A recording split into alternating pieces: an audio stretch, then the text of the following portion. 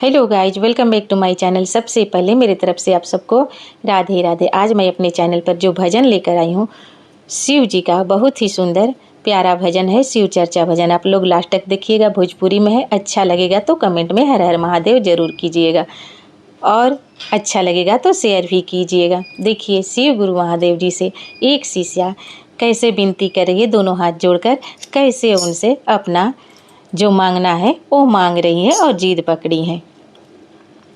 कीर्तनो बढ़ाइब परेशनिया हो, शिव गुरु छोड़ बिना चरनिया। कीर्तनो बढ़ाइब परेशनिया हो, शिव गुरु छोड़ बिना चरनिया। छोड़ बिना चरनिया हो, छोड़ बिना चरनिया। अरे कीर्तनो बढ़ाइब परेशनिया हो, शिव गुरु छोड़ बिना चरनिया। जटवा में गंगा रखनी, लीलारा पर चंदवा, लीलारा पर चंदवा हो, लीलारा पर चंदवा। हम के बना लिया अपन शिशिया हो, शिव गुरु छोड़ बिना चरनिया।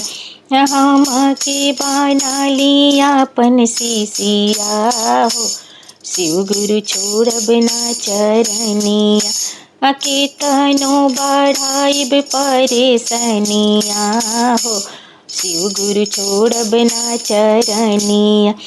बिच्छू के कुंडल पहिननी, सापवा के हरवा, बिच्छू के कुंडल पहिननी, सापवा के हरवा।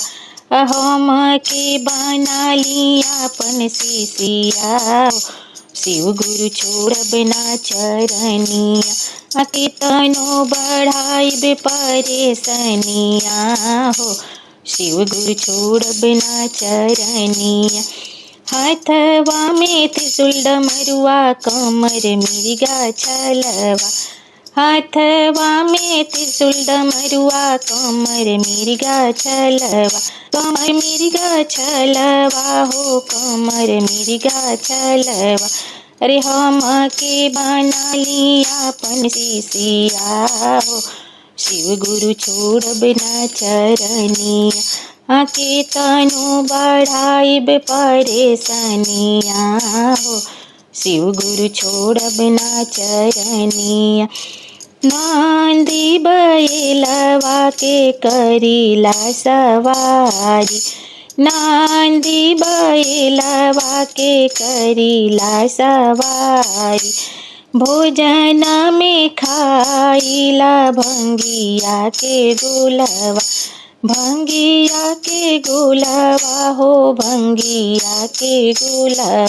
अरे हम के बना लिया अपन शिशिया हो, शिव गुरु छोड़ बिना चरनिया। छोड़ बिना चरनिया हो, छोड़ बिना चरनिया। अरे हम के बना लिया अपन शिशिया हो, शिव गुरु छोड़ बिना चरनिया। बगल में बैठेली गौरा भवानी, बगल में बैठेली गौरा भवानी।